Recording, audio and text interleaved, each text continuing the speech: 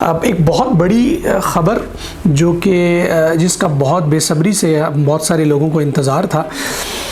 Property 2025 में boom करने जा रही है और प्रॉपर्टी का साल है जो 2025 है ये बेसिकली कि वहाँ पर डीलर्स के हज़रात की जानिब से एक मसनूई तौर पे जो है वो एक हवा भरी गई थी और जब वो गवर्नमेंट की तरफ से चीज़ें नहीं आई तो अब अनफॉर्चुनेटली वो तमाम चीज़ें वापस अपने रेट्स की तरफ आएंगी। अब मैं आपको ये बताता चलूँ कि गवर्नमेंट ने फाइनली इसके ऊपर डिसीजन लिया है। पीएम साहब ने जो है वो इस पे फैसला दे दिया है अपना कि फ़िलहाल हम प्रॉपर्टी सेक्टर में ऐसी कोई भी चीज़ जो है वो लॉन्च करने के लिए नहीं जा रहे। बिस्मिल्लाहिर्रहमानिर्रहीम। मेरा नाम है आतिफ रियाज शाहिद और आप देख रहे हैं प्रॉपर्टी रिव्यू। आप तमाम दोस्तों को एक मरतबा फिर अपने यूट्यूब चैनल पे खुशामदीद कहता हूँ। हमारी कोशिश होती है कि हम इस प्लेटफॉर्म से आपके साथ वो इन्फॉर्मेशन शेयर करें जो आपके लिए मुफीद हो, जिसकी मदद से आप अपनी इन्वेस्टमेंट्स जो है उसको प्लान कर सकें। अब एक बहुत बड़ी ख़बर जो कि जिसका बहुत बेसब्री से बहुत सारे लोगों को इंतज़ार था। प्रॉपर्टी 2025 में बूम करने जा रही है और प्रॉपर्टी का साल है जो 2025 है ये बेसिकली प्रॉपर्टी का साल डिक्लेयर किया जा रहा था और इस तरह से बहुत सारी चीज़ें जो है वो मार्केट के अंदर रेट्स के हिसाब से बहुत ज़्यादा तेज़ी देखने में आई और देखा गया कि ये क्यास आराइयाँ जो थी वो बहुत तेज़ी से चल रही थी कि फरवरी मिड के अंदर कोई ना कोई गवर्नमेंट की तरफ से नोटिफिकेशन आएगा जिसमें प्रॉपर्टी को के हवाले से काफ़ी रिलैक्सेशन दी जाएगी। इसलिए बहुत सारे लोग जो है वो मार्केट के अंदर बड़ी तेज़ी से इन अफवाहों को फैला रहे थे और कह रहे थे कि अपनी इन्वेस्टमेंट को जल्द अज जल्द सिक्योर करें ताकि आने वाले दिनों में जो रेट्स में बहुत बड़ा जंप लगेगा तो आपको एक प्रॉफिट हो सके।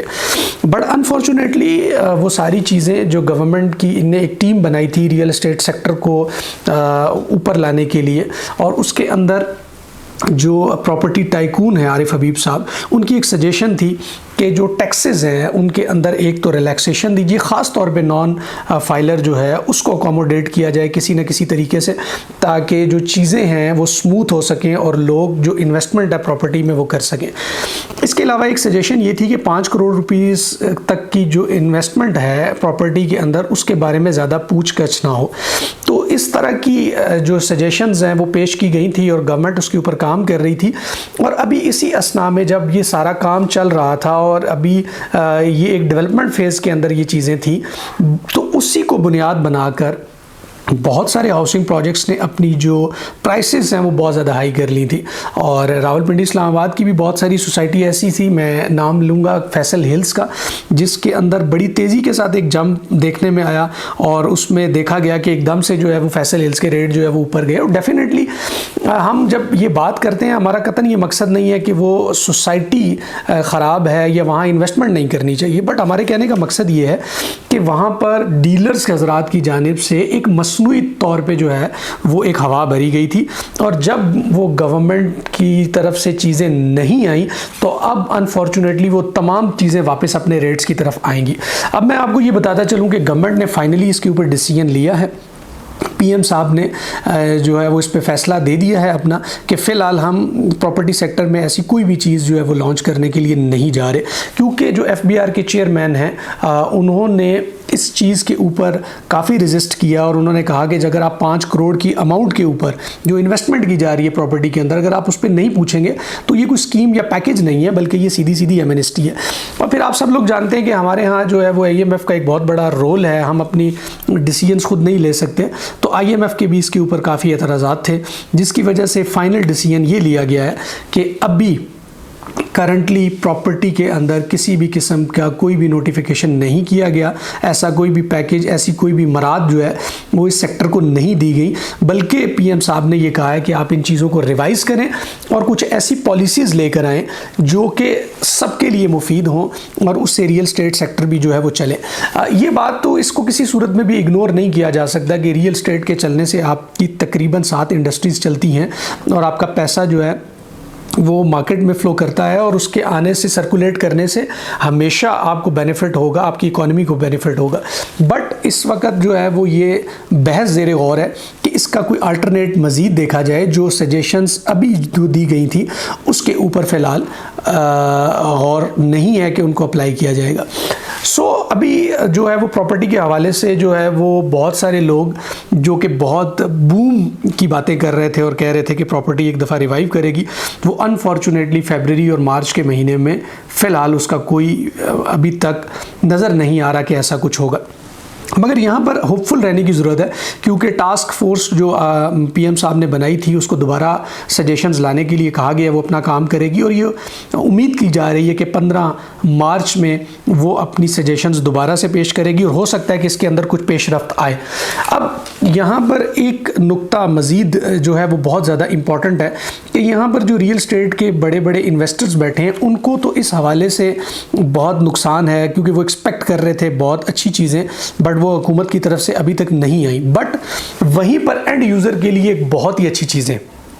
कि इस वक्त अगर प्रॉपर्टी के रेट्स ऊपर नहीं जाते और वो अपनी जगह पर वापस आ जाते हैं तो ये इस वक्त एक बहुत बड़ी अपॉर्चुनिटीज़ है उन लोगों के लिए जिन्होंने अपनी ज़िंदगी की जमा पूंजी जोड़ते हैं और वो इसलिए जोड़ते हैं कि वो अपना कहीं पर घर बनाएंगे और या फिर वो इन्वेस्टमेंट करना चाहते हैं कि 3, 4, 5 साल बाद वो वहाँ पर अपना घर बनाएंगे। उन लोगों के लिए इस वक्त एक बहुत ही ज़बरदस्त अपॉर्चुनिटी है कि वो रियल स्टेट के अंदर इन्वेस्ट करें। एंड यूज़र के लिए इससे बेहतरीन वक्त और नहीं है जब वो अपनी इन्वेस्टमेंट को सिक्योर कर सकता है और प्रॉफिटेबल बना सकता है, क्योंकि रेट्स जो है वो इस वक्त बहुत प्रॉपर्टी के कम हैं। टैक्सेस की शरह थोड़ी सी ज़्यादा है, बट अगर टैक्सेस की मद में अगर आपको 2, 3, 4 लाख रुपए ऊपर देने पड़ते हैं तो आप ये भी देखें कि वही प्लॉट जो है वो आपको 15 से 20 लाख रुपए सस्ता मिल रहा है आज की डेट में। तो ये हम हमेशा से कोशिश करते हैं कि आपको गाइड करें उस चीज़ के मुतालिक जो आपके लिए प्रॉफिटेबल हो सकती है। लिहाजा एंड यूज़र को इस सिचुएशन के अंदर घबराने की बिल्कुल भी कोई ज़रूरत नहीं है, बल्कि हम आपको इनकरेज करेंगे कि इस सिस्टम में और इस इन्वायरमेंट के अंदर आप अपनी प्रॉपर्टी ख़रीदें और ना सिर्फ ख़रीदें, वो आने वाले दिनों में आपको प्रॉफिट ना सिर्फ देगी बल्कि एक अच्छा मार्केट के अंदर आपको जंप देखने को मिलेगा, जो डेफिनेटली आने वाले वक्त के अंदर चीज़ों ने बेहतर होना है।